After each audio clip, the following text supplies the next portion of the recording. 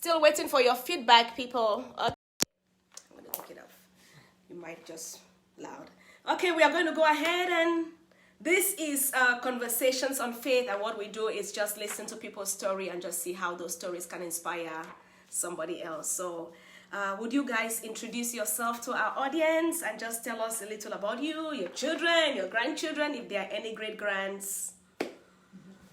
Okay, I guess I'll start.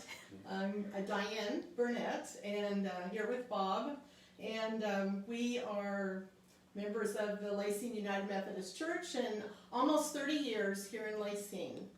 We moved here and made our home here when I changed jobs, and that's what brought us to Lacine almost 30 years ago.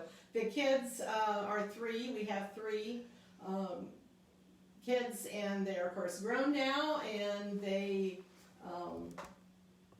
our son Jason is the oldest, and we moved here when he was a junior in high school, and then Christina, while she was in 7th grade at that time, and then Abby moved here with us, of course, when she was 4. So we started our family here in Lacine at that time.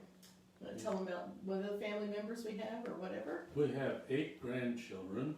Wow. And a 9th one on the way. Woo-hoo! Yes, a COVID baby. The oldest one is 20, 20, and the youngest one is 2. Oh, wow. Okay. And they all live in Kansas, which we're very thankful. Okay. 2 couples very close, and the other one only 3 hours away. So we're very thankful that we have them close. Okay. I had a birthday party on Sunday, and the whole family and all of them except the 2 that's at K-State was Yeah, there. I saw several of them. That was awesome. But yeah, because we had not been together at all in the same place since Christmas, and we had our Christmas in January, and so that was the last time. That's like how many months? 9, 8 months. Almost 9. Almost 9. Months. Oh wow, yeah. We'd seen them all at different times, but not everybody. at the same place. Same time. That's yeah. right. Yeah, we are living in crazy seasons. Different times. Yeah, different times and all of that. So, yeah, our sound is good, so we are good. So tell us a little about growing up in a small town and how life used to be and the things you used to do when you were growing up. And we grew up in a small town just west of here, Richmond and Princeton area, but Richmond's our hometown. And I was raised on a farm, and Bob was raised in town, the same little town, about 500 people. So I went to school with her sister from kindergarten all the way through oh, high school. Now I am seeing some of the connections. We started going together. I was a sophomore and she was an 8th grader. oh no, we didn't go anywhere. we weren't allowed to go anywhere, but we saw each other at UMYF at that time. Yes. Okay, that was how they called it. UMYF. The United Methodist Youth Fellowship. Okay. Yes, that's what it, and so that is where we actually started getting together and went to school together. Yes. Yeah. So yes, we were young. So all the way through high school and then into my college. Bob went to college a very short time, and then he went to the Navy. And while I finished college, he flew away, but he went to the Mediterranean, and he was on an aircraft carrier for 2 years. Wow. Yeah. So, thank you so much for your service. Yeah. Those were different times during Vietnam, and you know, we actually spent, which is kind of unique, 6 weeks, only 6 weeks of our first year of marriage together. Because the first year of marriage is your hardest, and we spent together 6 weeks. Yeah. So were you scared that he was not going to return? No.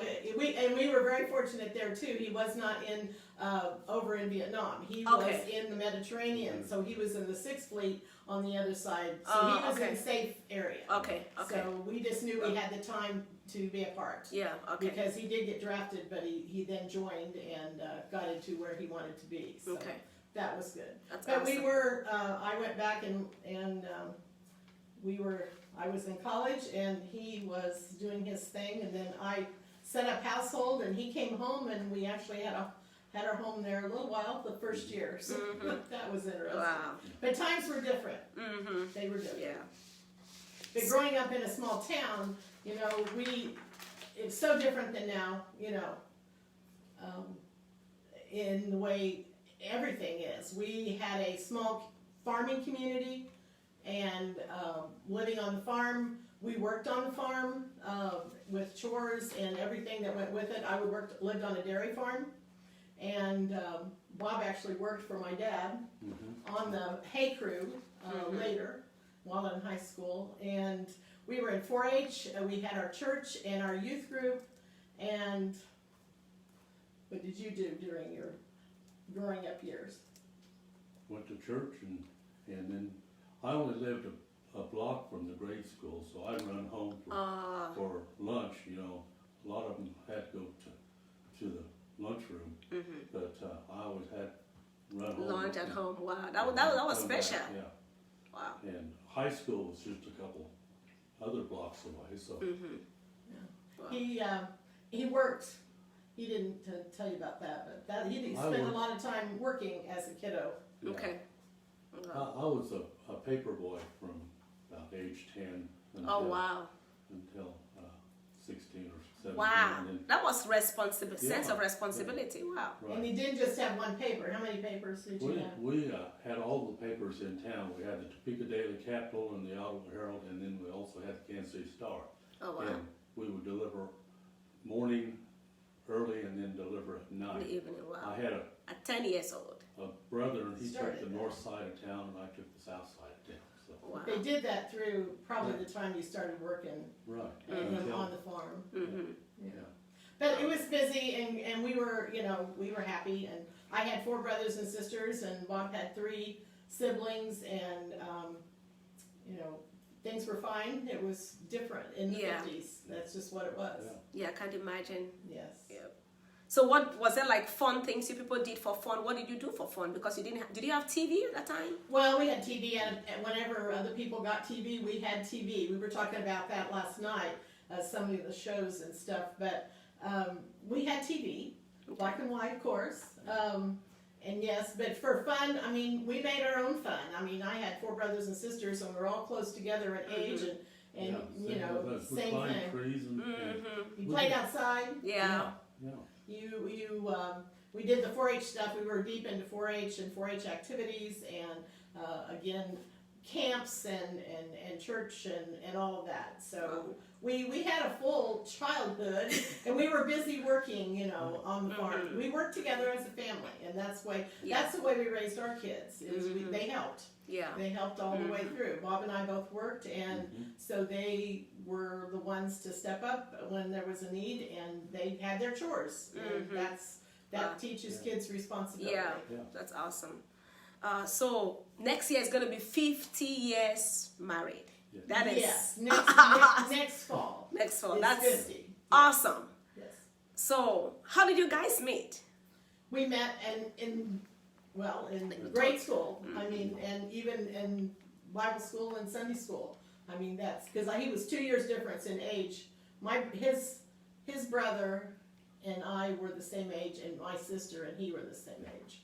And so, but we were in a little tiny community, so you knew everybody. Yeah. Yeah, and they knew what you did too, and talked about it. Yeah. But you didn't I think have it's- any No, issues. you didn't have any issues. It's but still the same. It's still what? the same even now. Yes, that's Yeah, okay. the thing is, yeah. That's right. That's right. It's big, but it's small, but I feel like everybody knows everything that happens. So yeah, that's good.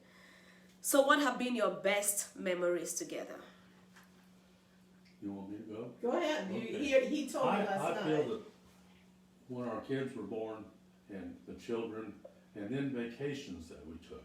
I enjoyed the vacations. We took some real memorable vacations. The kids still talk about it. Oh wow. And stuff like that. Okay. But it's just the everyday time together. But our kids are spread out. There's 12 years between the oldest and the youngest, and so they come through different times, which is interesting. But they were the center of what we were doing, with our lives. Yeah. So whether I was working part time or working in business, when he would I worked for 8 or 9 years for a sales company at one point, and he would go to work all day and come home about 4, and I would be there and have supper, and then I would take off and I had an evening job that I did, and got home about 10 or 10:30, but he was home when I wasn't, and so it's just like couples do today. Yeah. We shared that. Yeah, do the shift. We did that. So, and we were very busy, but I think it was good. They all had, like I said, responsibilities and learned how to take care of things and do. And when they went to college, they knew how to do laundry. They knew how to do that's things. good. Yeah, it makes a lot of difference. Oh yeah, they're good that way. So, but our memories, as far as doing whatever, is just the things we've done together.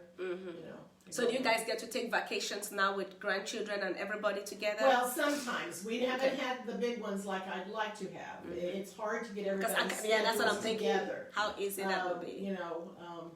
So we'll see what we can work out, to try to get everybody together at one place, especially when all of this craziness is over, You might have to plan like 1 year ahead. Well, yes, we can try that, but I don't know how that would work. We'll have to ask some of them if that would ever work, right? Yeah. It's very hard. Okay, our next question. What do you like most about each other? After almost 50 years. Well, Bob is a very caring and, person that he gives so much, and he always has, to everybody. Yeah, I can testify to that. And he'll go the extra mile to do whatever. And he's always willing to get involved to do something. And he's always out for fun to do whatever. Yes. He's, he's been my rock and my constant supporter through everything. Awesome. I feel the same way, I don't know how I could do any better than what you just said. I love that. That's good. What do they call it? Ditto? Ditto. Way to go, Bob. Way to go. Well, it's true. Whether it's health issues or whether it's life decisions or job changes or whatever came along, we've gone through them. When we moved here, I was in the electrical business, and Diane, she come down here to be extension agent, and she asked the kids, and she asked all of us, she says, is it okay if we move? And all we did with me is just move from where we were in Princeton, just over here. I just went up 69 instead of up I-35. So it wasn't that big of a deal, but it was the kids, where we were pulling them away from all of their from all their friends and all of that. But it was not a big deal. They were on from the beginning, so awesome. That was always amazing. And I think this is an incredible place to raise kids. So it was good. And they welcomed you. When we got to town, sometimes they're the outsider, but they just welcomed us with open arms. Well, it helped. I worked with K-State Research and Extension, and I was the 4-H and youth and home ec agent at that time. And we had a place to be with the kids too, with 4-H, and then all the people I got to know with my job, and then that carried over to our family, and that was good because we got to know people quickly. Yeah, that's good. So that was good. Yeah. So what have been the secrets of staying together this long? Just sharing your likes and dislikes and trying to stop, and when things need to change or if we need to adjust something, you try to do it, and we share what our individual needs are, and then we try to find out where all that fits. I mean, it's difficult sometimes, and we're just like everybody else. We have those times that we go, okay, especially as life goes on and life changes, and every stage of your life you have to find where you want to be and what you want to be doing. And then there's things that interfere, again, whether it's a job or, of course, retirement or health issues or family issues or whatever the situations are. So being flexible with each other, that's awesome. Yeah. So what wisdom would you share with some couples who are watching and listening? as a pastor, I think even today I was talking with another person and whose marriage is at the verge, and I'm not married. I can tell them what the Bible says. So what would you say to that kind of person, and what would you? I just say, just be willing to talk to each other. Yeah. Communication has to be number one.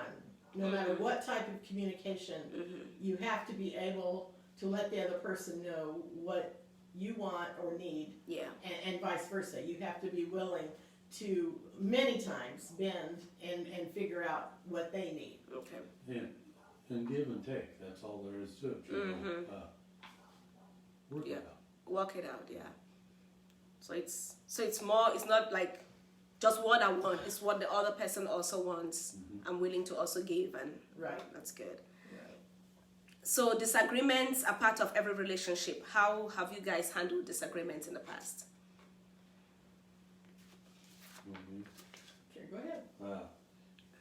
I think just, talk it out and don't get so mad that you just want to turn around and leave. You just have to talk it about and forgive each other and go on. You have to forgive, and then you have to try to forget. Okay. Okay. And that sometimes it's hard. So depends on what happens. Okay. So does the forgetting help you when something happens the next time, not to carry over? Right. Yeah, of course. You don't want to carry those on and on and on. Yes, of course. Because that just will not. That just it will not help. Makes everything worse. Okay. So have you ever had a disagreement that maybe you started talking about it, you talked today, and then you had to carry the conversation over to the next day because it was something that you had to talk through for like a process of time? Have you ever had that? Or you just talk about it and it's okay and you just... Oh, there's lots of things that we work over a time period, especially if it's a life change or something's going on and you have to make some kind of adjustments, and you'll have to keep working on it. Yeah, because I'm imagining moving your family from one place to the next. Yeah, life is a work in project, process. It's definitely a project too, but it is a work in process constantly, to do that. And yes, moving, we've been lucky. We've only, once we moved to our home in Princeton, after we got done with the service in college, we only moved once, and that was here. So we were there 17 years and here 30 some, and that almost 50 has been spent in those two places. So we're very, very fortunate. We have not, that's awesome. We know a lot of different people, but they're in somewhat the similar area. So what would be your last comments you would say to a viewer? I'm thinking particularly about families that are struggling, and maybe they are struggling with the change. They made a decision and thinking that this was going to be better, and then it didn't turn out like they wanted, and that's affecting their marriage. And or just what advice would you give to someone who wants to get married? I don't know, am I going to succeed and all of that? Well, you have to make that person number one, next to God and your family and the person. You've got to put an importance on that, and the things that you do carry over from that. You have to take care of each other first, and then of course your kiddos and your family and all your other responsibilities that you have. That's awesome. So the person is number one. Well, God is number one, but then next is a person. You don't want anybody else, not even your mom, your dad, your brother, sister. You have to really, that's one of the big problems you have to worry about. I mean, because many times family members in all sides get involved in everything, but you have to remember that you and this person are together. And that's supposed to be, for us anyway, it's the first thing. Okay. Wow, that's awesome. That's awesome. So if you're watching and you are struggling and you're thinking, oh, I made a wrong decision, like Bob and Diane said, it's a give and take. Just be willing to give. Make it. Oh, Bob had to say something, the last words to our viewers. What are the last thought? Hang in there, I guess. Hang in there. I think I like that one. Yes. Don't run anytime a little trouble shows up. Hang in there and before you realize it, the thing you thought was a monster has become something really tiny. And so hang in there and you can make it work. Thank you guys so much for coming, for sharing your story, for inspiring. Hopefully someone who is watching and like, Lord, please help me. I don't know if I can take it again. You realize it's almost going to be 50 years, so you too can do it. You can hang in there. You can keep loving the person, put them number one, and you'll be amazed by what happened. Years down the road, we'll be counting also almost 50 years for you. And you'll be like, wow, I didn't know we could make it. And here we are. And yeah. So thank you guys so much for coming, and God bless you. Thank you all of you who came to listen to this story, and those who are going to come and watch it later. God bless you and have a wonderful evening. Bye. Thank you.